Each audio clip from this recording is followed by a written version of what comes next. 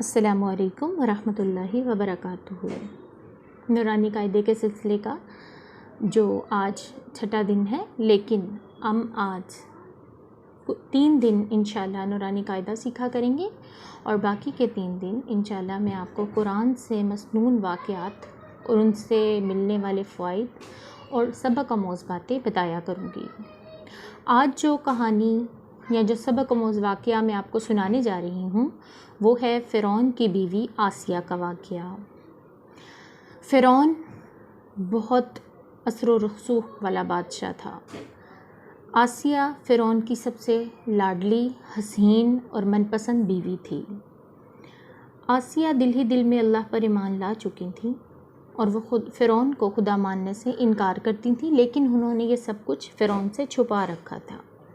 ایک دن فرعون مشاطہ نامی ایک عورت کو سخت سزا دے کر جب گھر لوٹا تو محل میں داخل ہوتے ہی بڑے فخری انداز میں آسیہ کو بتانے لگا کہ آج میں اس عورت کو سخت سزا دے کے آیا ہوں۔ تو آسیہ کہنے لگی کہ یہ تو نے کیا غضب کیا کہ تو ایک ناحق ایک معصوم بچی اور عورت کو سزا دے کے آیا ہے؟ تو اس نے وجہ یہ بتائی کہ وہ مجھے خدا نہیں مانتی تھی۔ تو آسیہ کہنے لگی کہ اے فرعون، خدا تو میں بھی تجھے نہیں مانتی۔ یہ سننا ہی تھا کہ فرعون مشتعل ہو گیا۔ فرعون کو غصہ آیا اور اس نے کہا کہ کیا تو یہ چاہتی ہے کہ اس محل میں موجود تمام آسائشیں اور یہ سب سکون کھو دے؟ تو آسیہ کہنے لگی میں تجھے کبھی خدا نہیں مانوں گی، مجھے اپنے رب ذوالجلال کی قسم کہ جس نے تجھے بھی پیدا فرمایا۔ اب فرعون کو غصہ آیا اور اس نے آسیہ علیہ السلام کو سزا دینے کا سوچا۔ اس نے کہا کہ میں تجھے رسوا کر دوں گا، لیکن وہ پھر بھی ایمان نہ لائیں۔ فرعون نے ان کو سزا دینے کا طریقہ یہ سوچا کہ وہ انہیں گھسیٹتا ہوا محل سے باہر لے کے آ اور باہر لے جا کے اس نے ان کے جسم سے لباس کو اتار دیا اور انہیں تپتی ریت کے اوپر لٹایا۔ لٹانے کے بعد اس نے ان کا رخ اپنے محل کی طرف کر دیا اور ان کے ہاتھ اور پیروں میں لوہے کی میخیں گاڑ دیں تاکہ وہ ہل نہ سکیں اور مسلسل میری آسائشوں کی طرف دیکھتی ہی رہیں، اور کہنے لگا اب بتا کیا اب بھی تو مجھے خدا ماننے سے انکار کرتی ہے؟ وہ آسیہ جو کہ اپنے رب ذوالجلال کی محبت میں مبتلا ہو چکی تھی، انہوں نے اس وقت بھی انکار کیا کہ میں تجھے خدا نہیں مانوں گی کیونکہ میں ایمان لا چکی ہوں۔ اب فرعون کو اور غصہ آیا اور اس نے اپنے تمام لوگوں کو بلوایا اور بلوا کے کہا کہ ان کی جسم سے کھال کو اکھیڑ دو۔ آسیہ علیہ السلام کی جسم سے کھال کو نوچا جانے لگا۔ اللہ کا کرنا ایسا ہوا کہ ان کے جسم میں دھڑکن پھر بھی باقی رہی اور وہ زندہ تھیں، اور وہ فرعون نے ان کو اپنی محل کی طرف اشارہ کرتے ہوئے کہا یہ دیکھو یہ آسائشیں اور یہ سکون تم چھوڑنے جا رہی ہو۔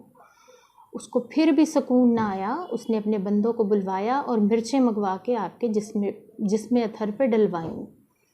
حضرت آسیہ مچھلی کی طرح تڑپتی تھیں، اور جب ان کی حالت غیر ہونے لگی تو انہوں نے فرعون کے محل کی طرف دیکھا اور اپنے رب سے فریاد کی رب ابنی لی عندک بیتا فی الجنہ، اے رب اس سے بہترین محل مجھے تیری جنت میں چاہیے، میں اس فرعون کے محل کو تیری محبت پہ ٹھکرا رہی ہوں۔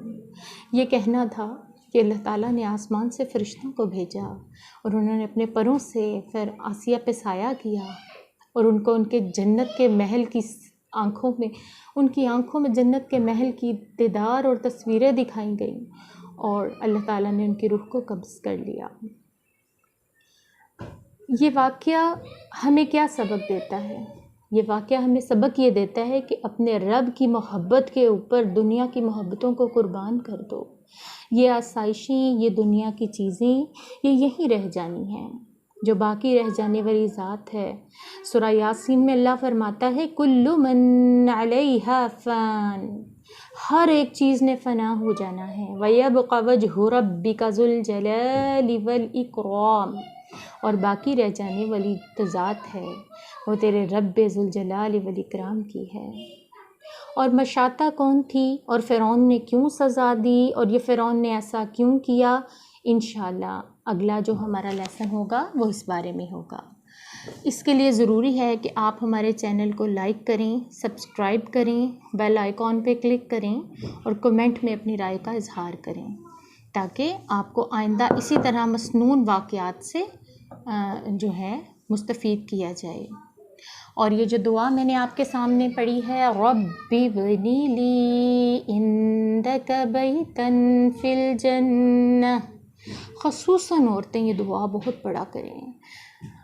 حضرت آسیہ نے یہی دعا پڑھی تھی، اللہ نے ان کو ان کی جنت کے محل کا دیدار کرایا تھا۔ تو ہم نے بھی انشاءاللہ اس دعا کو اپنی زندگی کا حصہ بنانا ہے۔ ہم خواتین نے خاص طور پہ یہ دعا بہت پڑھنی ہے، تاکہ اللہ تعالی ہمیں بھی اپنے پیاری جنت میں محل عطا کرے۔ جزاکم اللہ خیر واحسن الجزاء فی الدنیا والآخرہ۔